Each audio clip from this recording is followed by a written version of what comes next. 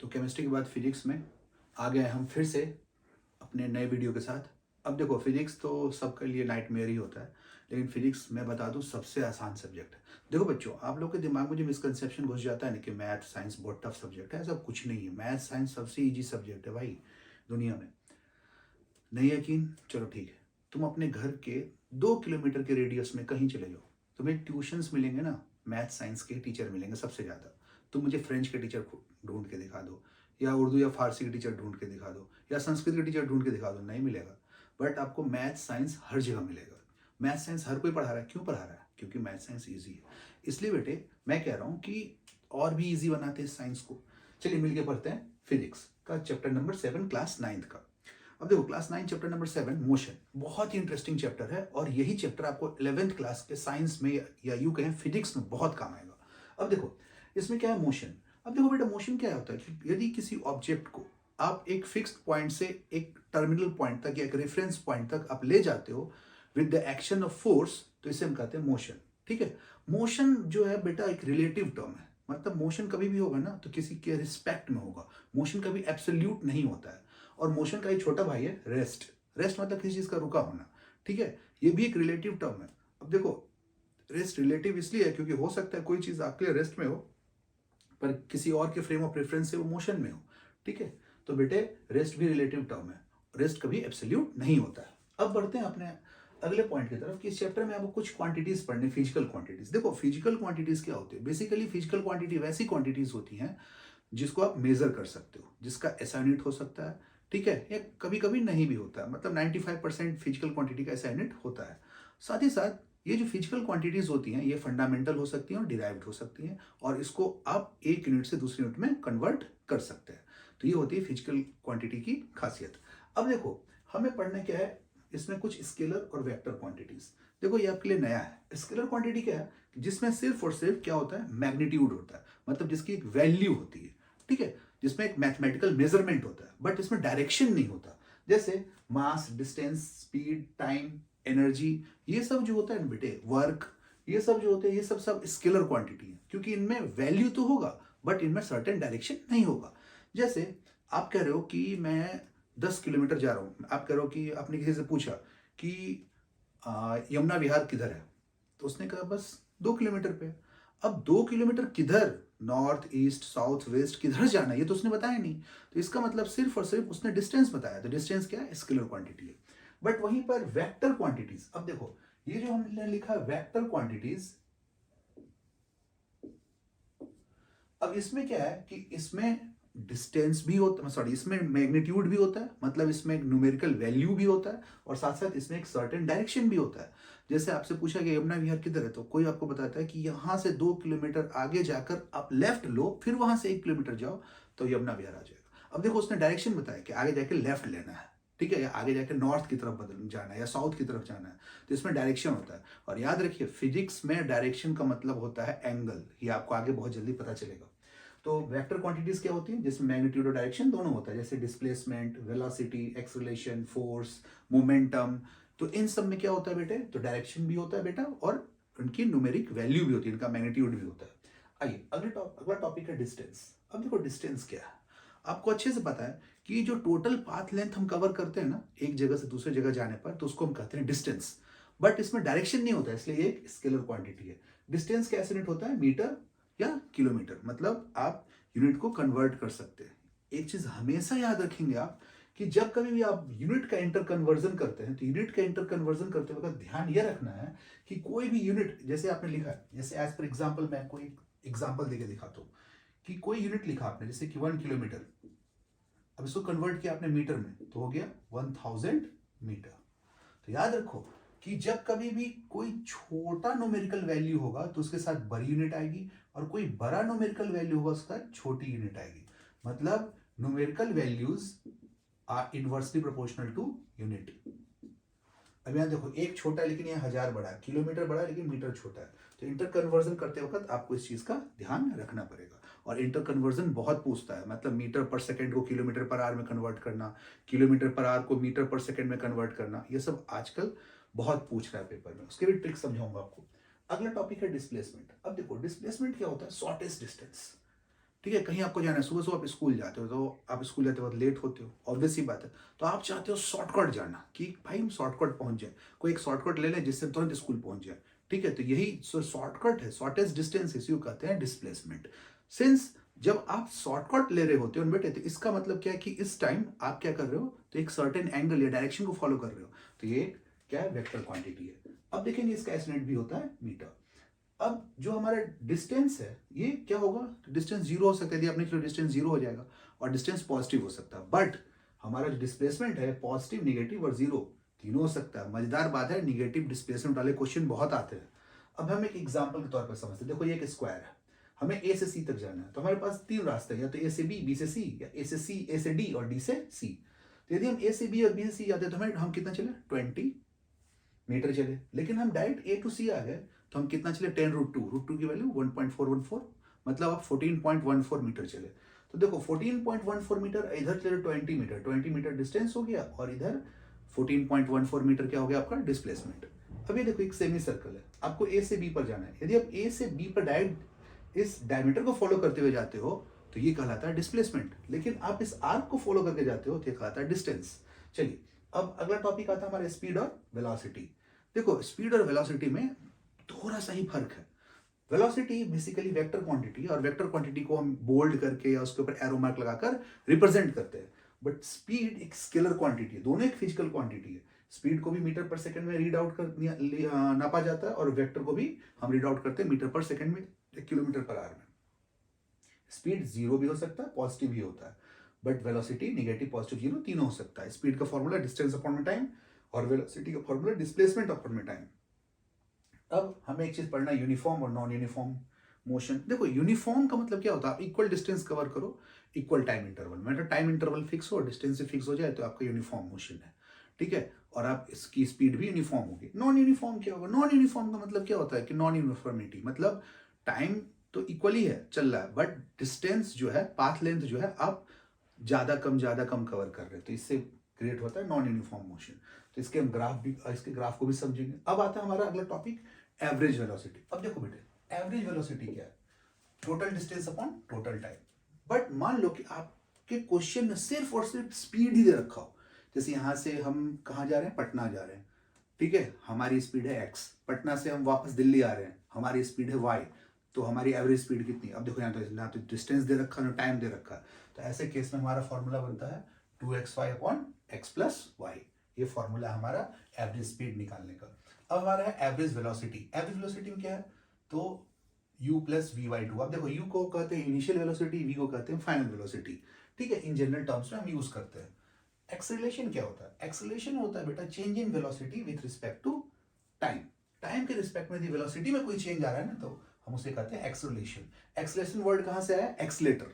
ठीक है, अब यह देखो एक्सलेटर वर्ड जो है हमें एक्सेलरेशन दे रहा है। एक्सेलरेशन एक वेक्टर क्वांटिटी है, साथ ही साथ एक्सेलरेशन जीरो भी हो सकता है, आपको पॉजिटिव भी हो सकता है और निगेटिव भी हो सकता है। पॉजिटिव एक्सेलरेशन को तो हम एक्सेलरेशन ही बोलते हैं, निगेटिव एक्सेलरेशन को रिटार्डेशन बोलते हैं, रिटार्डेड मोशन भी बोलते हैं। अब देखो बेटे, इसका ऐसा यूनिट क्या होगा, मीटर पर सेकेंड स्क्वायर। ठीक है, अब हमारा एक फॉर्मूला है a is equal to v minus u by t, या a is equal to v by t. अब हमें देखना है डिस्टेंस वर्सेस टाइम ग्राफ। देखो ग्राफ को समझना बहुत जरूरी है फिजिक्स में। डिस्टेंस वर्सेस टाइम ग्राफ जब ऐसा बोला जाए ना, तो मैं आपको एक ट्रिक बताता हूँ। जो चीज पहले बोला जा रहा है उसको आप रखो y एक्सिस पे, जो बाद में बोला जा रहा है उसको रखो x एक्सिस पे। इन जनरल टाइम हमेशा x एक्सिस पर होता है। जैसे हमने कहा डिस्टेंस वर्सेस टाइम, मतलब y अपॉन x, तो y पे होगा डिस्टेंस और x पे होगा टाइम, डिस्टेंस अपॉन टाइम। यदि डिस्टेंस अपॉन टाइम में आपको ग्राफ स्ट्रेट मिले x एक्सिस के अलॉन्ग विद, तो ऑब्जेक्ट रेस्ट में है। ठीक है, अब वहीं पर हमने देखा कि आप दूसरा ग्राफ देखो, कोई मूविंग ऑब्जेक्ट है विथ यूनिफॉर्म स्पीड, ये है विथ का सिंबल, ऊपर लगा दो विदाउट। अब डिस्टेंस वर्सेस टाइम ग्राफ लिया और ये स्ट्रेट लाइन जाते जा रहा है, तो ये यूनिफॉर्म स्पीड का। यदि ये स्ट्रेट लाइन जिगजैग हो जाए, non uniform speed. Velocity versus time graph. अब देखो ग्राफ में एक और ट्रिक है, हर वो चीज का ग्राफ पॉसिबल है जिसका एक फॉर्मूला बनता है। जैसे आपने कहा वेलोसिटी वर्सेस टाइम ग्राफ, तो v बाई टी क्या होता है, एक्सेलरेशन। आपने कहा distance versus time graph, distance versus time क्या होता है, स्पीड। लेकिन याद रखिए कभी ऐसा क्वेश्चन में आ जाए एक्सेलरेशन वर्सेस टाइम ग्राफ ये पॉसिबल नहीं होता है। क्यों? क्योंकि एक्सेलरेशन अपॉन टाइम कुछ नहीं होता। ठीक है, अब आगे की तरफ ध्यान देते हैं। अब वेलोसिटी वर्सेस टाइम ग्राफ क्या में हम यूनिफॉर्म एक्सेलरेशन के लिए देखते हैं। तो ये यूनिफॉर्म एक्सेलरेशन का, नॉन यूनिफॉर्म एक्सेलरेशन का, या कर्व उल्टा भी हो सकता है, डाउनवर्ड या ऊपर नीचे जिगजैग हो सकता है। अब देखो इक्वेशन ऑफ मोशन, फिजिक्स में सिर्फ और सिर्फ one dimension equation of motion he possible होता है, two dimensional equation of motion possible नहीं है। But two dimensional equation of motion निकालने के लिए हम trigonometrical function sine cos tan का यूज करते हैं, ये आप अगली क्लास में पढ़ेंगे। जैसे प्रोजेक्टाइल मोशन हुआ, ये 2D मोशन होता है, तो हम वन डायमेंशन की मदद से टू डायमेंशनल मोशन का इक्वेशन निकालते हैं। तो वन डायमेंशन मोशन क्या है? v is equal to u plus a t, इसको कहते हैं velocity time relation. s is equal to u t plus half A T square, इसको कहते हैं पोजिशन टाइम रिलेशन। और v square minus u square is equal to 2as, इसे कहते हैं पोजिशन वेलोसिटी रिलेशन। देखो v है फाइनल वेलोसिटी, u है इनिशियल वेलोसिटी, a है एक्सेलरेशन, t है टाइम और s है हमारा डिस्टेंस। अब देखो uniform circular motion, uniform circular motion का क्या मतलब है? यदि कोई ऑब्जेक्ट एक सर्कुलर पाथ में एक फिक्स्ड स्पीड में मूव कर रही है तो इसको हम कहते हैं यूनिफॉर्म सर्कुलर मोशन।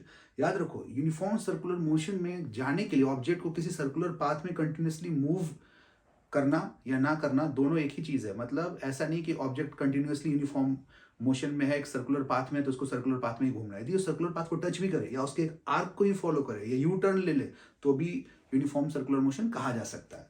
अब इसमें हम वेलोसिटी कैसे निकालेंगे? वेलोसिटी बराबर क्या होता है? तो भैया डिस्प्लेसमेंट अपॉन टाइम, और speed is equal to distance upon time. तो देखो यदि आप ए से चलो और वापस ए पर आ जाओ तो हमारा डिस्टेंस हो जाएगा 2πr और टाइम हो जाएगा टी, टाइम तो टी लगेगा ही। लेकिन यहीं पर वेलोसिटी निकालने के लिए कहा जाए और डिस्प्लेसमेंट अपॉन टाइम ले, तो यदि आप ए से चले और ए पे ही पहुंच गए तो डिस्प्लेसमेंट हो जाएगा 0, और ऐसे केस में आपकी वेलोसिटी भी हो जाएगी 0। चलिए आपको एक फन फैक्ट बताते हैं, यदि आपकी वेलोसिटी कांस्टेंट है तो एक्सेलरेशन 0 होता है। बहुत बार क्वेश्चन आता है कि at a constant velocity acceleration becomes 0, मतलब इनिशियल वेलोसिटी और फाइनल वेलोसिटी दोनों की वैल्यू हो जाती है सेम। तो ऐसे केस में एक्सेलरेशन का जो फॉर्मूला है v minus you by T, तो यदि इसमें v और u दोनों सेम हो जाए तो कैंसिल आउट हो जाएगा, 0 by t is equal to 0। तो इसका मतलब यदि आपकी वेलोसिटी कांस्टेंट है तो एक्सेलरेशन क्या होगा? 0। चलिए, तो भैया इस चैप्टर में तो यही था। अब अगले चैप्टर आते हैं हम रिवाइज करने के लिए, वो है आपको force and laws of motion. इसमें बैलेंस फोर्स और अनबैलेंस फोर्स के बारे में आपको समझना है। अब देखो बेटे, सबसे जरूरी चीज ये है कि हमेशा याद रखिए कि अनबैलेंस्ड फोर्स जो होता है हमेशा एक्सटर्नल होता है। इस चीज को आप दिमाग में फिट कर लो, ठीक है। अब इसमें आपको पढ़ना है इनर्शिया।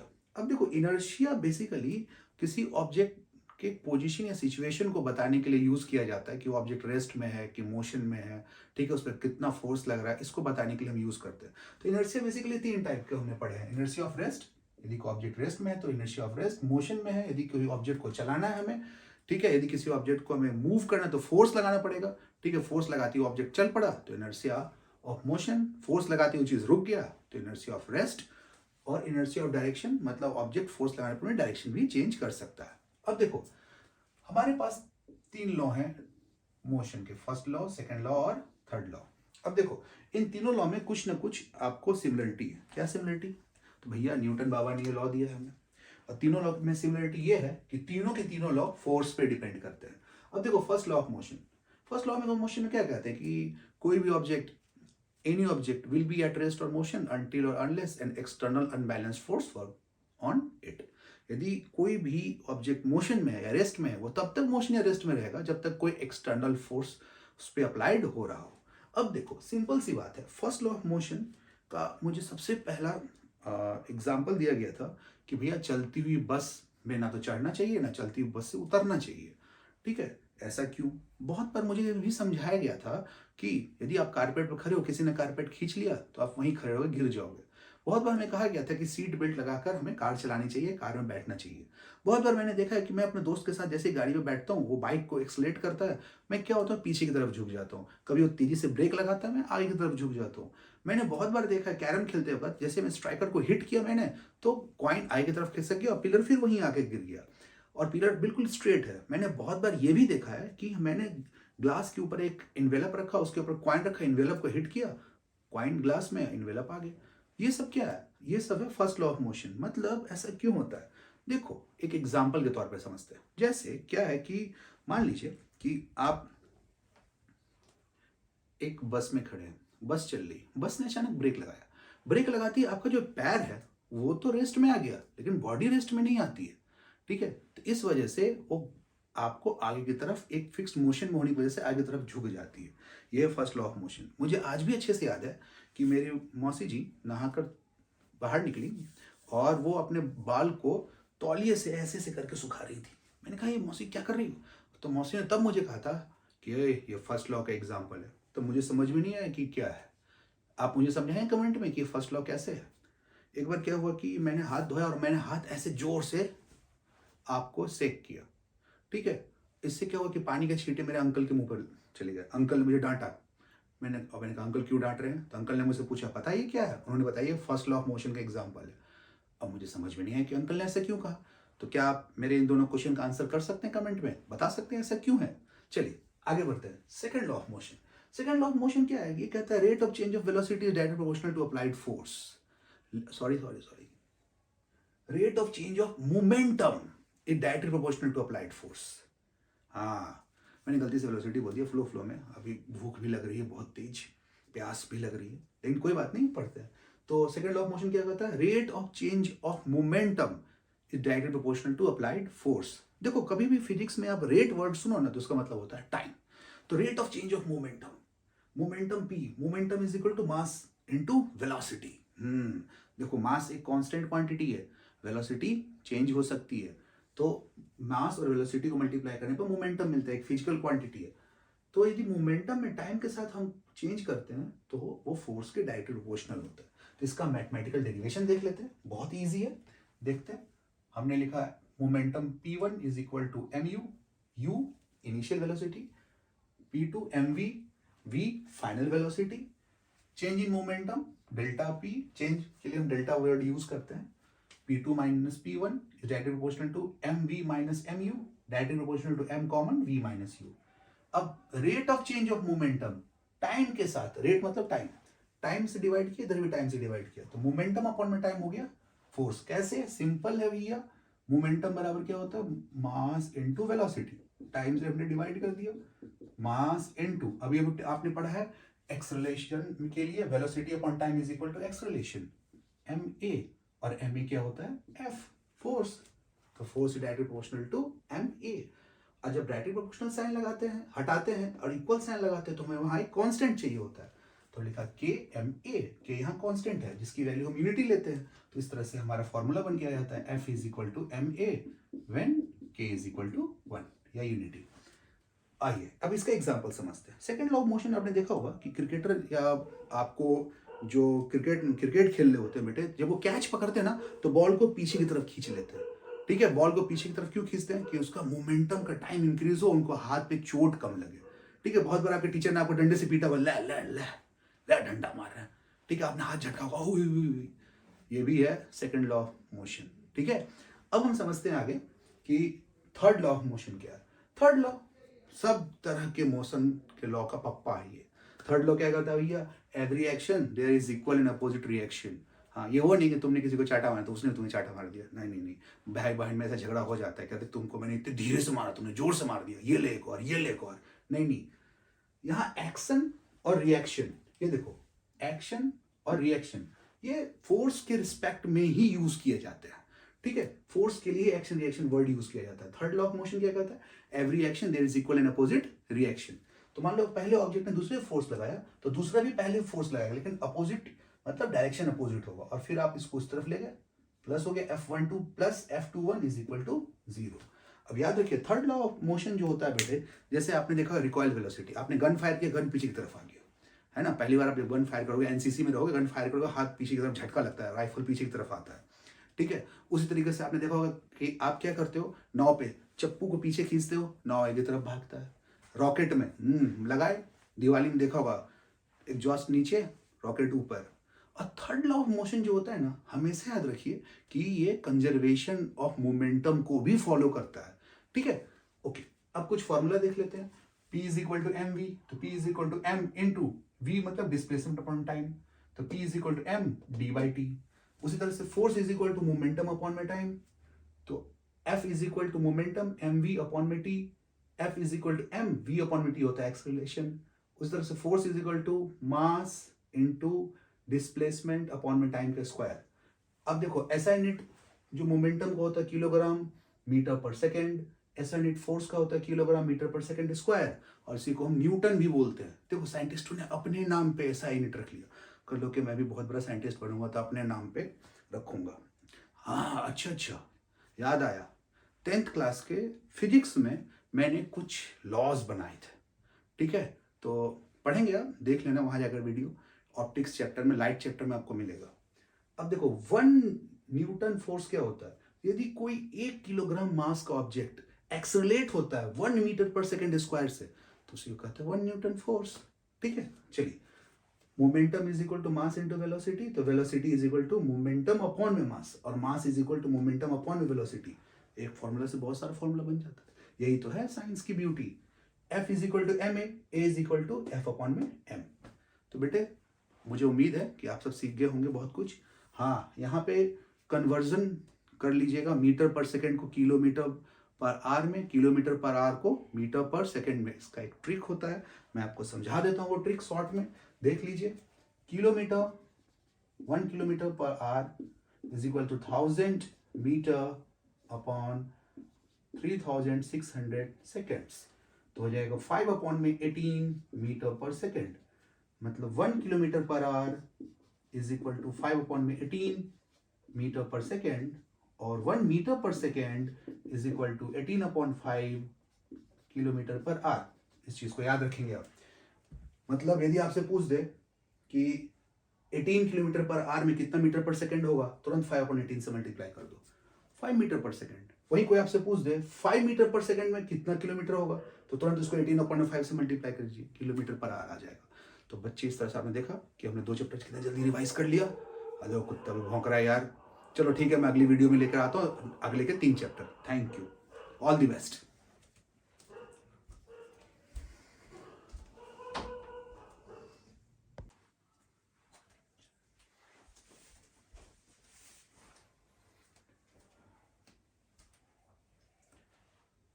तो आगे बढ़ते हैं। अब हमारे 3 चैप्टर रह गया था। तो एक तो हमारा चैप्टर नंबर रह गया था, ये हमारा 9, ये हमारा चैप्टर नंबर 10, और भैया हमारा ही चैप्टर नंबर 11। बहुत खास चैप्टर है तीनों के तीनों, और इनका वेटेज भी बहुत ज़्यादा है। चलिए 1 बाय 1 समझते हैं। देखो इस चैप्टर में स्टार्टिंग में आपको कुछ कंसेप्ट दे रखा है यूनिफॉर्म सर्कुलर मोशन का, जो मैंने आपको बता ही रखा है। अब देखो इसमें 2 चीज़ है, सेंट्रीपिटल और सेंट्रीफ्यूगल फोर्स। सेंट्रीपिटल फोर्स क्या होता है? जो सेंटर की तरफ लग रहा होता है। और सेंट्रीफ्यूगल फोर्स क्या होता है? जब आप किसी चीज़ को एक सर्कुलर मोशन में रखते हैं तो ये एक स्यूडो फोर्स जो आपको फील करता है कि आपको बाहर की तरफ धकेल रहा है, तो ये सेंटर से दूर की तरफ जाता है, तो इसको कहते हैं सेंट्रीफ्यूगल। सेंट्रीफ्यूगल मतलब स्यूडो, मतलब ऐसा फोर्स जो आपको फील होता है पर होता नहीं है। सेंट्रीपिटल फोर्स एक एग्जाम्पल की तरफ समझते हैं सेंट्रीपिटल सेंट्रीफ्यूगल को। आप एक धागा ले लो, उसमें एक पत्थर बांधो और उसको नचाना चालू करो। नचाते जाए तो कुछ नहीं करना, बस बीच में उंगली खड़ी करनी है और उसको नचाना छोड़ देना, घुमाना छोड़ देना। आप देखोगे उंगली में खुद ब खुद लिपट जाएगी। ये होता है सेंट्रीपिटल फोर्स। अब उसी धागे को लोग घुमाते घुमाते अचानक छोड़ दो, वो बाहर की तरफ चली गई, किसी भी डायरेक्शन में चली गई, तो इसको हम कहते हैं सेंट्रीफ्यूगल फोर्स। अब आते हैं इस चैप्टर में यूनिवर्सल लॉ ऑफ ग्रेविटेशन। देखो ग्रेविटेशन में आपको पढ़ना है अट्रैक्शन के बारे में। देखिए इस यूनिवर्स में जितनी भी बॉडीज हैं, या आपके कमरे में कहीं भी आप कुछ भी देख रहे हो, पूरे यूनिवर्स में हर एक मास बॉडी दूसरे मास बॉडी को अपनी तरफ अट्रैक्ट कर रही है। ठीक है, कोई भी एक बॉडी दूसरी बॉडी को अपनी तरफ अट्रैक्ट कर रही है, ठीक है, एक सर्टेन फोर्स से। और ये जो फोर्स होता है उन 2 ऑब्जेक्ट के मास के प्रोडक्ट के डायरेक्टली प्रोपोर्शनल होता है, और उनके डिस्टेंस के स्क्वायर के इनवर्सली प्रोपोर्शनल होता है। ठीक है, तो यही होता है यूनिवर्सल लॉ ऑफ ग्रेविटेशन। अब यूनिवर्सल लॉ ऑफ ग्रेविटेशन समझने से पहले आपको कैपलर्स प्लैनेटरी मोशन भी समझना है, जिसमें 3 होते हैं, 3 लॉ होते हैं। ठीक है, पहला law of orbit. Law of orbit में ये बताया जाता है कि कोई प्लैनेट एक इलिप्टिकल पाथ में मूव कर रहा है। दूसरा होता है law of area, equal time interval में जो कोई प्लैनेट है किसी सन के चारों तरफ घूम रहा है तो इक्वल एरिया ही कवर करेगा। और तीसरा होता है लॉ ऑफ टाइम या लॉ ऑफ पीरियड, जिसमें आपको टाइम का स्क्वायर जो होता है डायरेक्टली प्रोपोर्शनल होता है रेडियस के क्यूब के। ये आपको पढ़ना है, लेकिन बुक में नहीं है, लेकिन फिर मैंने बता दिया, इंपॉर्टेंट है। अब देखो यूनिवर्सल लॉ ऑफ ग्रेविटेशन क्या कहता है बेटे, कि इसमें फोर्स डायरेक्टली प्रोपोर्शनल है 2 ऑब्जेक्ट के मास के प्रोडक्ट के, और फोर्स इनवर्सली प्रोपोर्शनल है उनके बीच के डिस्टेंस के स्क्वायर के। मतलब डिस्टेंस जितना बढ़ा दोगे फोर्स ऑफ अट्रैक्शन उतना कम हो जाएगा। ठीक है, तो दोनों मिलाकर हम लिखा f is directly proportional to m1 m2 या कैपिटल और स्मॉल m अपॉन में डी स्क्वायर। अब जैसे ही प्रोपोर्शनल साइन हटाते हैं हमें कांस्टेंट जरूरत पड़ती है फिक्स्ड वैल्यू कैलकुलेट करने के लिए, तो f is equal to capital G capital M small m upon D square. Capital G को हम कहते हैं यूनिवर्सल ग्रेविटेशनल कांस्टेंट, ये हर जगह फिक्स होता है और इसका किसी भी मास या मीडियम से कोई लेना देना नहीं होता है, ठीक है, ये फिक्स होता है हर जगह यूनिवर्स में, और इसकी वैल्यू होती है 6.67 इंटू 10⁻11 न्यूटन मीटर स्क्वायर पर किलोग्राम स्क्वायर। अब importance of universal law of gravitation क्या है इस चीज को समझ लेते हैं। सबसे पहले देखो, इसी लॉ की वजह से एटमॉस्फेयर अर्थ से बाइंड है, आप अर्थ से बाइंड हो, ठीक है, मून सन अर्थ सब एक दूसरे का चक्कर काट रहे हैं, ठीक है, और यहाँ तक कि जो अर्थ पे टाइड्स आते हैं ना, हाई टाइड लो टाइड, वो सन और मून की ग्रेविटी की वजह से ही आते हैं। तो यूनिवर्सल लॉ ऑफ ग्रेविटेशन का बहुत इंपॉर्टेंस है। इसी में टॉपिक आता है फ्री फॉल। फ्री फॉल क्या है कि किसी हाइट से किसी ऑब्जेक्ट को हमने ड्रॉप किया, वो अर्थ की तरफ, अर्थ की ग्रेविटी के तरफ आपको खींचा चलाया, इसी को कहते हैं फ्री फॉल, ठीक है। इसमें आपको याद रखना है कि जैसे ही कोई ऑब्जेक्ट को आप ऊपर की तरफ लॉन्च करते हो और ग्रेविटी से नीचे की तरफ खींच रही है तो जी की वैल्यू होगी माइनस, स्मॉल जी की वैल्यू होगी माइनस। यहाँ स्मॉल जी है एक्सेलरेशन ड्यू टू ग्रेविटी, और जैसे कोई ऑब्जेक्ट नीचे की तरफ गिर रहा है उसी डायरेक्शन में आप जी को भी कॉल कर रहे हो तो जी की वैल्यू होती है पॉजिटिव। अब देखो जी की वैल्यू निकालते कैसे है। अब ये देखो, हमने पढ़ा था F is equal to M A, और एक्सेलरेशन जो है वो एक्सेलरेशन ड्यू टू ग्रेविटी की इक्विवेलेंट है, तो हमने F is equal to M G लिखा। और अभी अभी हमने पढ़ा है F is equal to G M M upon D square, small M से स्मॉल एम कट हुआ, small G is equal to capital G into capital M upon D square. Earth के रिस्पेक्ट में लिख सकते हैं gravity of earth is equal to capital G mass of earth upon में radius of earth का square. अब हमने इसकी वैल्यू रख के कैलकुलेट की, तो अर्थ की ग्रेविटी कितनी है 9.8 मीटर पर सेकेंड स्क्वायर। अब देखो, जो प्लैनेट की आपको साइज या उसका मास जितना ज्यादा होगा उसकी ग्रेविटी उतनी ज्यादा होगी। अब आप समझते हैं वेट, वेट बेसिकली एक फोर्स ही है, और इसका जो डेरिवेशन है वो है m इंटू जी, और वेट वो फोर्स है जिससे अर्थ आपको अपनी तरफ खींचती है। अब आगे तरफ समझते हैं बेटे, इसका ऐसा यूनिट होता है न्यूटन, वेट का भी ऐसा यूनिट होता है न्यूटन। यदि आप मून पे अपना वेट लो और अर्थ पे अपना वेट लो और दोनों का रेशियो लो तो आता है 1/6, मतलब मून पर आपका जो वेट है अर्थ के 1/6 टाइम जो है वो कम हो जाएगा, ठीक है। अब जैसे कि आपका वेट अर्थ पे है 60 न्यूटन, मून पे जाओगे तो 60 into 1/6 is equal to 10 newton, ठीक है। अब है, याद रखिए कि आप अपने वेट में और मास में जो है वो डिफरेंस समझिए। जो हमारा मास होता है बेटे, ये क्या है, ये बताता है कि क्वांटिटी ऑफ मैटर कितना है किसी एक बॉडी में। मास एक स्केलर क्वांटिटी होता है, इस चीज को याद रखिए। इसका ऐसा यूनिट होता है क्या है बेटे, आपको किलोग्राम। लेकिन वहीं पर वेट क्या है बेटा, तो वेट एक फोर्स है जिस फोर्स से अर्थ आपको अपनी तरफ खींच रही है, ठीक है। साथ ही साथ इसके मेजरमेंट के लिए हम ग्रेविटी को रिस्पॉन्सिबल मानते हैं, स्मॉल जी इसको रिस्पॉन्सिबल मानते हैं, और इसका ऐसा यूनिट क्या होता है न्यूटन। इस चीज को समझेंगे। आगे समझते हैं कि प्रेशर क्या है, तो pressure is equal to force upon area. तो यह लिखा हुआ थ्रस्ट अपॉन एरिया। थ्रस्ट क्या है, परपेंडिकुलर फोर्स। याद रखिए कि जब कभी भी एरिया इंक्रीज करेंगे प्रेशर डिक्रीज होगा, एरिया कम करेंगे प्रेशर इंक्रीज हो जाएगा। बायंसी, बायंसी क्या है, एक अपवर्ड फोर्स है या अपथ्रस्ट फोर्स है। जब कोई फ्लूइड या लिक्विड किसी ऑब्जेक्ट पर ऊपर की तरफ लगाती है तो इसे कहते हैं हम बायंसी।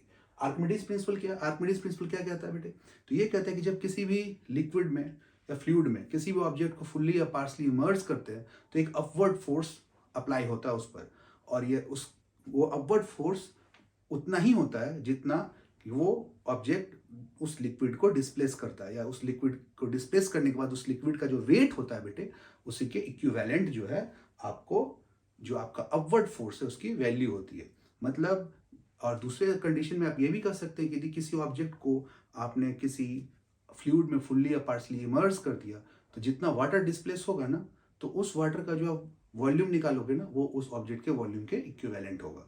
तो यही है आर्किमिडीज प्रिंसिपल है। इसका बहुत ज़्यादा यूज होता है आपको, जैसे समुद्र में पानी, जैसे समुद्र में आप नाव चल रहा है बेटे, ठीक है, बड़ी बड़ी शिप चल रही है, नदियों में शिप चल रही है, तो आर्किमिडीज प्रिंसिपल के थ्रू ही आप कर पाते हैं ये सब। आप तैरते हैं, आर्किमिडीज प्रिंसिपल के थ्रू ही होता है। याद रखिए, कोई भी ऑब्जेक्ट पानी में डूब जाएगा यदि उसकी डेंसिटी पानी की डेंसिटी से ज़्यादा होगी, और यदि ऑब्जेक्ट की डेंसिटी पानी की डेंसिटी से कम होगी तो वो फ्लोट करेगा पानी पर। इस चीज़ को याद रखिएगा। ओके, अब हमारा अगला चैप्टर है आपको वर्क, एनर्जी और पावर।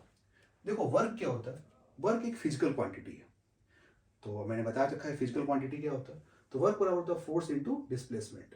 बट कहीं कहीं आपको बुक में लिखा मिलेगा work is equal to f dot s. देखो यहाँ पर क्या है बेटे, फोर्स और डिस्प्लेसमेंट दोनों वेक्टर क्वांटिटी है और एक डॉट प्रोडक्ट, तो एफ एस कॉस थीटा एक फॉर्मूला है, work is equal to F S cos theta. Actual formula तो यही है, लेकिन 9th क्लास में हम basically F into S force into displacement बोल देते हैं, but actual formula F S cos theta. Cos theta एक ट्रिग्नोमेट्रिकल फंक्शन है बेटे, जो जिसकी सर्टेन वैल्यू होती है अलग अलग एंगल पे। तो वही मैंने आपको थोड़ा सा हिंट देके बताया कि यदि थीटा की वैल्यू 0 होगी तो वर्क डन पॉजिटिव होगा, थीटा की वैल्यू 90 डिग्री होगी तो वर्क डन निगेटिव आपको 0 हो जाएगा, थीटा की वैल्यू 180 डिग्री हो जाएगी तो वर्क डन निगेटिव हो जाएगा। क्यों? कि cos 0 की वैल्यू 1, cos 90 वैल्यू 0 और cos 180 की वैल्यू होती है -1।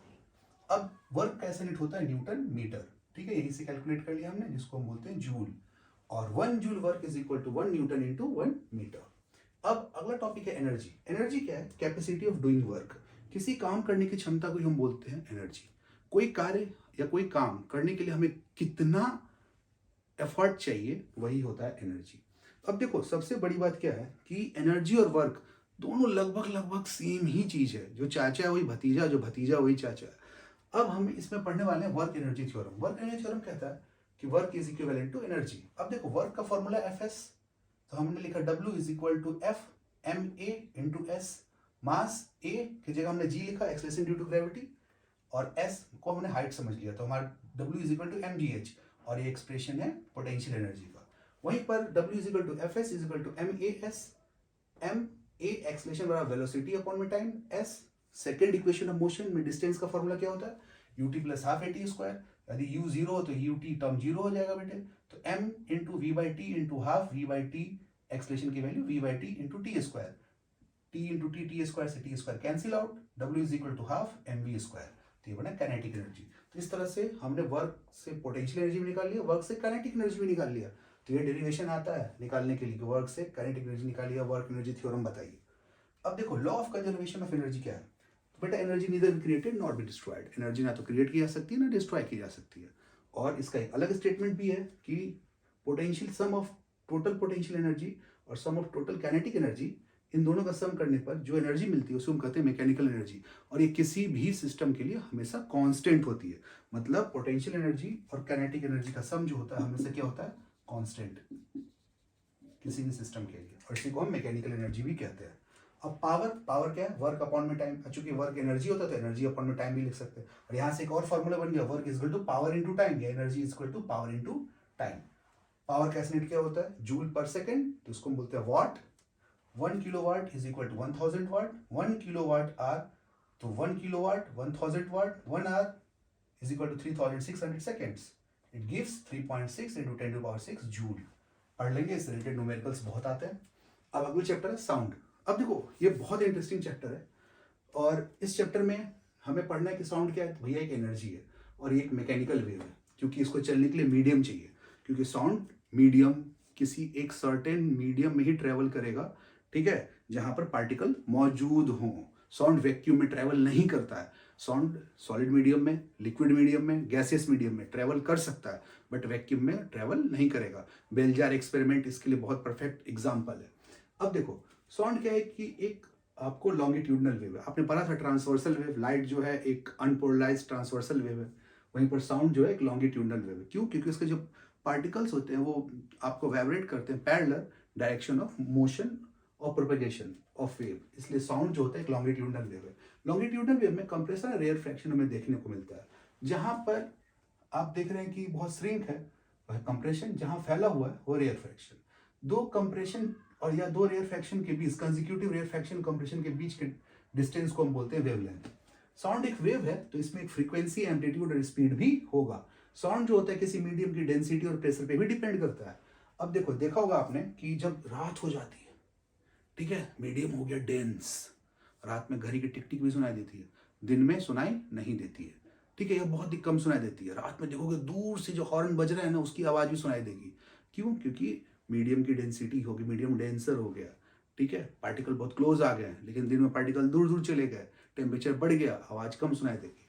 ओके अब है जैसे हमने ये बनाया, देखो ये लॉन्गिट्यूडनल वेव का ग्राफ नहीं है, ये ट्रांसवर्सल वेव का ग्राफ है, लेकिन एज हम इसको यूज कर लेते हैं साउंड के कंसेप्ट के समझने के लिए यूज कर लेते हैं। देखो ये जो ऊपर का हिस्सा आप देख रहे हैं, ठीक है, इसको हम बोलते हैं क्रस्ट, ठीक है, और इस लाइन से इस क्रस्ट के बीच के डिस्टेंस को हम बोलते हैं एम्पलीट्यूड, ठीक है, ये है ट्रफ। दो कंसेक्यूटिव क्रस्ट के बीच के डिस्टेंस को हम बोलते हैं वेवलेंथ, या दो कंसेक्यूटिव ट्रफ के बीच के डिस्टेंस को हम कहते हैं वेवलेंथ, और इसको ग्रीक अल्फाबेट लैम्डा से रिप्रेजेंट करते हैं, ठीक है। अब इसी में फ्रीक्वेंसी क्या होता है, नंबर ऑफ ऑसिलेशन पर सेकंड। लैम्डा को हम मीटर में नापते हैं, लेकिन यदि लाइट वेव के कॉन्सेप्ट में जाए तो इसको हम एंगस्ट्रम में भी नापते हैं। फ्रीक्वेंसी ये लिखा है, थोड़ा सा वी को टिल्ट करके लिखा है, इसको पढ़ते हैं न्यू। फ्रीक्वेंसी क्या है, 1/t, इसका ऐसे यूनिट क्या होता है, हर्ट्ज, ठीक है। तो अब हम समझेंगे पिच किसको बोलते हैं, तो इसको कहते हैं rate of vibration of source of a given medium या गिवन साउंड। अब देखो जो हमारा rate of vibration of sound है, यदि वाइब्रेशन, ठीक है, बहुत फास्टर है तो इसका मतलब वहां आपकी फ्रीक्वेंसी भी ज़्यादा है, उसका पिच भी ज़्यादा है। एम्पलीट्यूड यही है जो मैंने बताया कि ये जो आप मिनिमम मैक्सिमम डिस्टर्बेंस के बीच का डिस्टेंस जो देख रहे हैं इसी को हम कहते हैं एम्पलीट्यूड। मीन पोजीशन से जो मैक्सिमम हाइट है, मीन पोजीशन से जो मैक्सिमम डेप्थ है, इसी को हम कहते हैं एम्पलीट्यूड। अब देखिए कोई भी साउंड कितना लाउडर होगा, कितना सॉफ्टर होगा, उसके एम्पलीट्यूड पे डिपेंड करता है। एम्पलीट्यूड ज़्यादा है तो साउंड लाउड है, एम्पलीट्यूड कम है तो साउंड कम है। आपने देखा होगा इक्वलाइजर, जब गाना वाना बज रहा होता है तो अब डिस्प्ले में इक्वलाइजर बहुत ऊपर नीचे जा रहा होता है, या आपने ईसीजी मशीन देखा कि हार्ट बीट ऊपर नीचे चल रहा है पूरा एकदम, तो बहुत ऊपर गया तो एम्पलीट्यूड ज़्यादा है, नीचे गया एम्पलीट्यूड कम है, ठीक है। स्पीड बराबर क्या होता है, डिस्टेंस अपॉन में टाइम, तो v is equal to distance lambda upon में टाइम t, 1/t होता है फ्रीक्वेंसी न्यू, तो lambda nu, v is equal to lambda nu. Reflection of sound क्या, हाँ जी, साउंड किसी भी ओपेक मीडियम से टकराकर वापस आ सकता है, या साउंड किसी मीडियम से टकराकर वापस आता है, ठीक है। तो भैया जैसे ही वापस आया तभी आपको साउंड सुनाई देता है। जैसे मैं आगे की तरफ बोल रहा हूँ तो आवाज पीछे भी जा रही है, टकराकर हर तरफ जा रही है, तो इसको कहते हैं रिफ्लेक्शन ऑफ साउंड, और इसके लॉज भी होते हैं, ठीक है। एको क्या होता है बेटा, तो बेसिकली एको है कि 0.1 सेकेंड में किसी सोर्स से किसी ऑब्स्टेकल तक साउंड गया और टकरा कर वापस आ गया, ठीक है, और ऐसे में यदि उसने 34.4 मीटर का डिस्टेंस कवर कर लिया तो इससे आपको एको सुनाई देगा, ठीक है, वही आवाज दोबारा सुनाई देगी। मतलब सोर्स और ऑब्स्टिकल के बीच का डिस्टेंस जो होता है 17.2 मीटर होना चाहिए, और साउंड जो है 0.1 सेकेंड में उससे टकराकर वापस आ जानी चाहिए, तभी आपको एको सुनाई देगा, ठीक है। अब देखते हैं बेटा रिवर्बरेशन क्या होता है, इसका मतलब होता है मल्टीपल रिफ्लेक्शन। साउंड बार बार रिफ्लेक्ट करता है एक जगह से, तो उसे कहते हैं मल्टीपल रिफ्लेक्शन, इसे कहते हैं रिवर्बरेशन। आपने देखा होगा कि आपको मॉस्क्यू में जो आपको छत होती है, सीलिंग होती है, ठीक है, वो टॉम के शेप में बनी होती है बेटा। क्यों होता है, कंसर्ट हॉल जो होते हैं आपको इस तरह से बनाए जाते हैं कि आपको परफेक्ट आवाज़ सुनाई दे, तो वहाँ रिवर्बरेशन कंसेप्ट आपको देखने को मिलता है। अब देखते हैं हियरिंग रेंज क्या होता है। तो इंसान जो होते हैं बेटा वो 20 हर्ट्ज से 20 किलो हर्ट्ज या 20,000 हर्ट्ज तक ही सुन सकते हैं, इससे नीचे या 20,000 हर्ट्ज से ऊपर आप नहीं सुन सकते। यदि 20 हर्ट्ज से नीचे गए तो इंफ्रासोनिक, ठीक है, जैसे राइनोसोरस, एलिफेंट, ये सब कैट, ये सब इंफ्रासाउंड सुन लेते हैं। आप चुपचाप चल के आओगे ना, समझ जाएंगे कौन आ रहा है। अल्ट्रासाउंड 20 किलो हर्ट्ज, मतलब 20,000 हर्ट्ज से ज़्यादा, डॉल्फिन वगैरह अल्ट्रासाउंड सुन लेते हैं, बैट्स, ठीक है, ये सब अल्ट्रासाउंड को सुन लेते हैं। रैट जो होते हैं ये अल्ट्रासाउंड में ही कम्युनिकेट करते हैं बेटे। अब एप्लीकेशन ऑफ अल्ट्रासाउंड देखो, मेडिकल लाइन में तो आपने देखा होगा कि अल्ट्रासाउंड वगैरह किया जाता है, ठीक है। कोई रेलवे ट्रैक है उस पर कोई क्रैक आ गया तो अल्ट्रासाउंड से पता चल जाता है। कोई आपको बिल्डिंग है उसके कहीं दीवार पे कोई क्रैक आ गया तो अल्ट्रासाउंड से पता चल जाता है, ठीक है। तो इस तरह से इस चैप्टर का भी रिवीजन हो गया। अब देखो मेन चीज़ क्या है जो हमें समझना है, क्या क्या टॉपिक जो है पूछा जा सकता है इस चैप्टर में। आपको न्यूमेरिकल्स दे सकता है बनाने के लिए। इस चैप्टर में आपको पूछ सकता है कि एम्पलीट्यूड क्या है, फ्रीक्वेंसी क्या है, स्पीड क्या है, वेवलेंथ किसे कहते हैं। इसके अलावा एको और रिवर्बरेशन के बारे में और हेयरिंग रेंज से रिलेटेड क्वेश्चन आ सकते हैं। एप्लीकेशन ऑफ अल्ट्रासाउंड से रिलेटेड क्वेश्चन आ सकते हैं। वर्क एनर्जी में आपको वर्क एनर्जी थ्योरम और डेरिवेशन पूछ सकता है, वर्क से काइनेटिक एनर्जी निकालने वाला। कंजर्वेशन ऑफ एनर्जी पूछ सकता है, पावर से रिलेटेड न्यूमेरिकल्स आ सकते हैं बेटा, ठीक है, और वर्क से रिलेटेड भी न्यूमेरिकल आ सकता है। ऐसा बिट पढ़ लेंगे। और इसके बाद क्या बेटा हमारा आपको ग्रेविटेशन चैप्टर में, ठीक है, यूनिवर्सल लॉ ऑफ ग्रेविटेशन पढ़ लीजिए, फ्री फॉल पढ़ लीजिए, बहुत जरूरी है समझना। वर्क ऑन मून और अर्थ या दो ऑब्जेक्ट के बीच कितना फोर्स लगेगा, मास दे रखेगा, डिस्टेंस दे रखेगा, फिर निकालने के लिए कहेगा तो आप कैलकुलेट कर लेंगे। जी की वैल्यू को याद रखिए। बायंसी और आर्किमिडीज प्रिंसिपल से रिलेटेड क्वेश्चंस आते हैं। फ्लोट और सिंक से रिलेटेड क्वेश्चन आते हैं। कोई ऑब्जेक्ट पानी में सिंक करेगा कि फ्लोट करेगा, इस रिलेटेड क्वेश्चंस आते हैं, ठीक है। तो आप एक बार इसको पढ़ लेंगे। All the best for examination. कोई भी डाउट हो आप बेझिझक क्वेश्चन पूछिए, और जो भी कहीं भी कोई कंफ्यूजन होता है, किसी बुक का कोई न्यूमेरिकल या कोई डाउट आपको आ रहा है या नहीं बन रहा है, तो आप बेझिझक कमेंट कीजिए, मैं उसको सॉल्व करने की कोशिश करूंगा। Thank you so much, all the best.